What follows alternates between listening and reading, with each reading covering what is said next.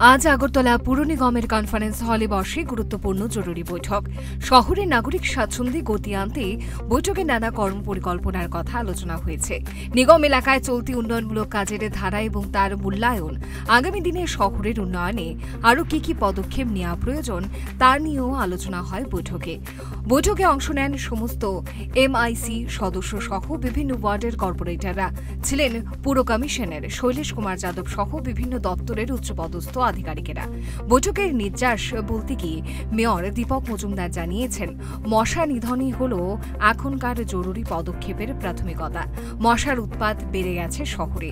জরুরি ভিত্তিতে মশার লাগাম টানতে যুদ্ধকালীন প্রস্তুতি নিয়ে ময়দানমুখী হচ্ছে আগরতলা পুর নিগম। চলুন শুনি মশা নিয়ে উদ্বেগ প্রকাশ করে মেয়র কি জানালেন। একটা প্রধান সমস্যা বা অভিযোগ অনেকের কাছে যে মশার উপদ্রব বেড়ে গেছে আগরতলা শহরে। সেক্ষেত্রে আমাদের আজকে আলোচনা হয় যে বিভিন্ন কর্পোরেটর মতামত দান করেছেন, আরও যদি কথা বলেছি কমিশনার সাহেবও আলোচনা অংশগ্রহণ করে।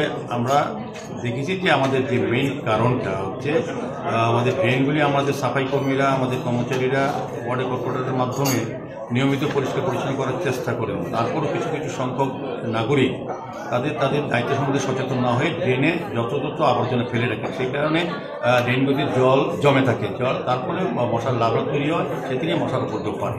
তো আমরা চেষ্টা করছি যে বিভিন্নভাবে আমাদের বিভিন্ন ওষুধ স্প্রে করে আমাদের ফগিং মেশিনের মাধ্যমে আমাদের যারা এই দায়িত্বে আছেন তাদেরকে আরও সংখ্যা বাড়িয়ে আমরা ওয়ার্ডগুলিকে পরিচ্ছন্ন রাখা, মশার প্রতিরোধ নাগরিকদের রক্ষা করার ক্ষেত্রে আমরা চেষ্টা করছি এবং নতুনভাবে আরও পরিকল্পনা গ্রহণ করছি। রাজধানীতে আচমকা মশক বাহিনীর তাণ্ডব কেন বেড়ে গেল, এর কারণই বা কি হতে পারে?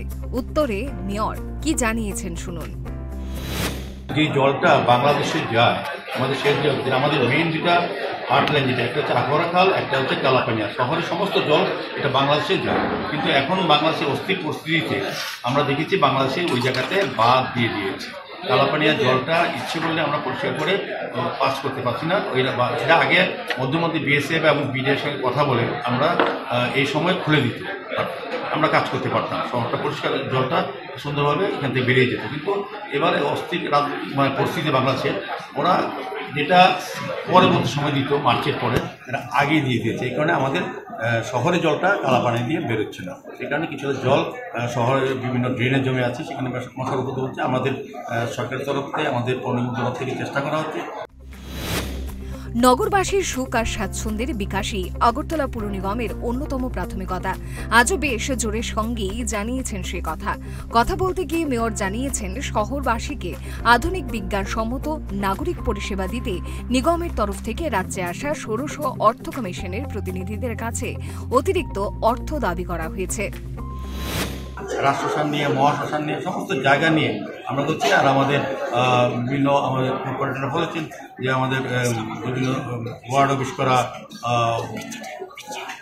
বিভিন্ন বিল্ডিং করা আমাদের জোনালগুলিতে আমরা 16 ফিনান্স কমিশনে আমরা দাবি রেখেছি যে আমাদের জন্য অর্থ বরাদ্দ করার জন্য এই বিষয়গুলির উপর।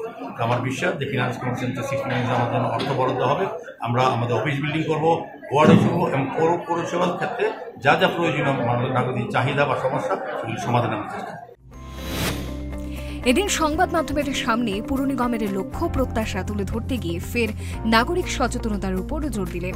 মেয়রের আহ্বান ছিল, শহর বা নগর উন্নয়নে নাগরিকদের অংশগ্রহণ সহ সুযোগ ব্যবহার করার ক্ষেত্রে সচেতনতার ছাপ থাকা জরুরি। পুর নিগমের সঙ্গে সহযোগিতার হাত বাড়িয়ে দিতে হবে সুনাগরিকদের, কিন্তু এক্ষেত্রে একাংশ নাগরিকদের বেআইনি আচরণ উন্নয়নের পথে অন্তরায় হয়ে দাঁড়াচ্ছে।